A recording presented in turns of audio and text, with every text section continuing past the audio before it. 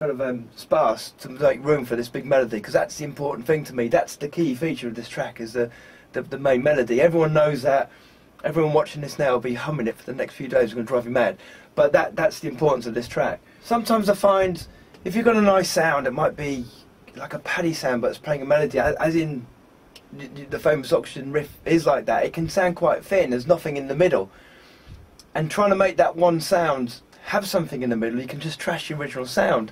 It's a really difficult thing to do, and we spent a lot of time doing this. You know, had this lovely kind of stringy sound, which is quite emotional, but we needed something thick in the middle. And when you're messing around with oscillators, you're just taking away the thin sound, and you want it to sit in the middle, but then you're taking away the width. So it's this ongoing battle.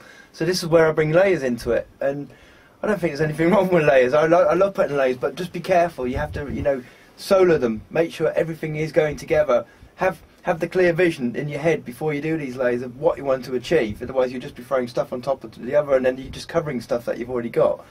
So you'll hear here. Here's a nice kind of stringy one. You can hear it's got a tail on it. It's quite stringy, a little bit brassy, but it's very thin. I've got them soloed as I'm going down. And you hear here, it's another kind of a stringy one, but it's brighter. You hear the sharpness of the top end frequencies. So this is giving it a bit of dynamics, but sharpness to bring it more forwards in the mix. The other one's sitting back a bit, because of the brightness it sounds like it's closer. And here we have nice big thick brassy one. It's got the nice punch in the mid-range. It sits in the middle, so that sits nicely on top of those kind of stringy ones. Then we move down here. Completely different. It's like a whistly sound, but again, it's so different to the other sounds. It jumps across the spectrum range. The next one. Just a quirky little sound, and I made it by accident, but it just seemed to fit in really well. I did have it muted in the background for a while, but I added it to the rest of the melody. It just fitted so well, and I kind of progressed the melodies.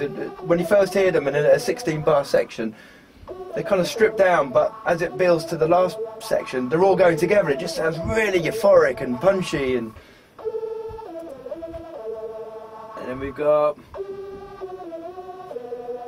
come on, really wobbly one with a nice oscillator going wild and hitting of a frequency in the filter. And then we got quite a nasty one here.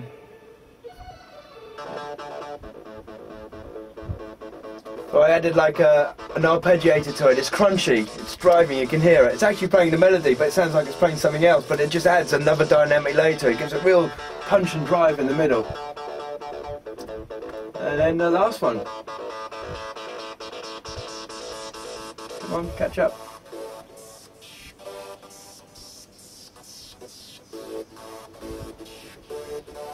I've got this mad oscillating thing going around and going into a filter which is catching, opening and shutting. It's just to add some kind of strange dynamics to it, and they just really work when I played them all together in solo.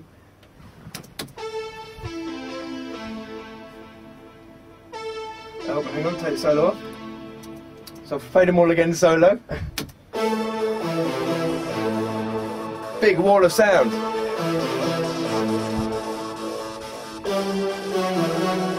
They all fit together. Just took a lot of work. It's like you have to shave little frequencies from each one just to make them fit together in the EQ range and also in the width.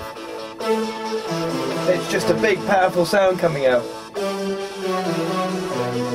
But it's you know, the way I think of it as well when I'm making music, I think with these layers, some people are frightened to do these layers, but if you were to sit and watch a full-piece orchestra in a theatre, you'd see this whole range of massive amount of brass section, massive amount of violins.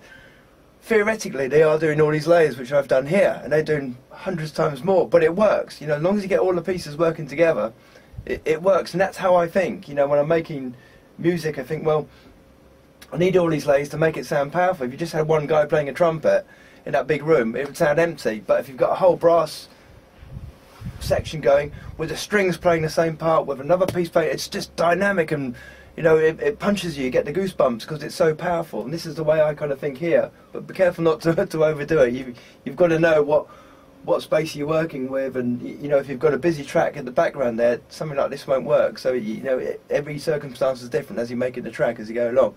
For doing the main leads there, that big wall of sound, I can now tell what frequency I have left, what room I have for the kick and the bass and the percussion to sit. And as I've been making the oxygen melody, you'll see like the bottom end is shaved off to allow room for the kick and the bass. Now the kick and the bass are always the hardest things to put together, and even me, for all these years later, I still struggle with it. And it's really, really hard work. Your ears will slowly get used to it, because when you look at an analyzer, as in here, you'll see there, from just playing a loop here, you can see there, that's just the beats going. They take up this range at the bottom end, and usually the kick and the bass will sit in that same frequency range. So it makes sense when you're playing two things in the same frequency, they're going to cover each other. And famously, all DJs will know, if you're not a DJ, but you've probably come across it, if you're playing two tracks, it's the same frequency, they start phasing and it just seems to disappear to nowhere. So this is what you've got to be careful of. So when I write a kick in the bass, generally I want them to punch in the same frequency, which is a really difficult thing to do, because like there you can hear the bass, I want it punching like the kick, so you know, the kick is kind of acting like a bass note, so they're all working together. So I avoid putting the notes in the same place. That's the way I kind of get around it.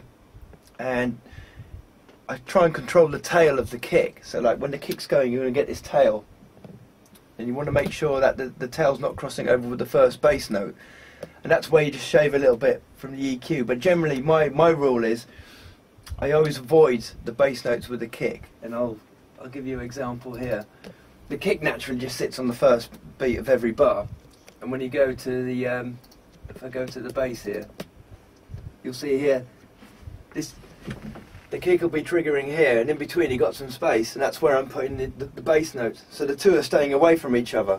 It all depends on what track you're making. Here's quite a simple bass, because I don't want the bass to be going too crazy, because of you know, I don't want that to be the main part of the track. If it's too busy underneath, you've got this nice melody of oxygen, and the two can take away from each other, because there's quite a lot going on this track. So the way I've dealt with the kick and the bass situation is by keeping them separate here. You'll hear there, the bass is going in between the kick. But also, you'll see here, I've got a nice compressor, which is pulling the bass to make it nice and tight. I'm trying to hang on to the tail of the bass so it's not affecting into the kick's tail. But you'll see here, and I'm a big fan of Logic's stuff, Logic's processing equipment. I use it a lot. I use the EQ a lot, and I do use external plugins as well. But for some reason, I just love the sound of Logic.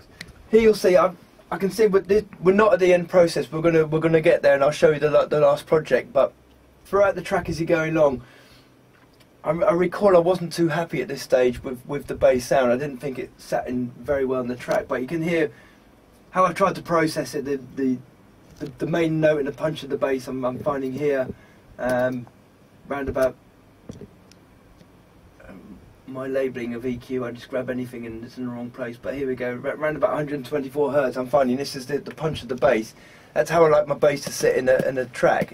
Again, it all depends on what bass sound you're using. But I like to punch it, you know, the bottom end of the mid. And here I've just tailed off a little bit, allowing the kick's tail or the punch of the sub of the kick to breathe through.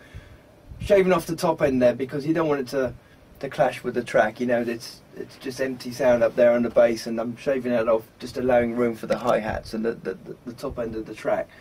As it stands here, I've added another compressor. I think I've actually used the limiter of the Logic here to just hang on to the bass, because there's some key changes in there.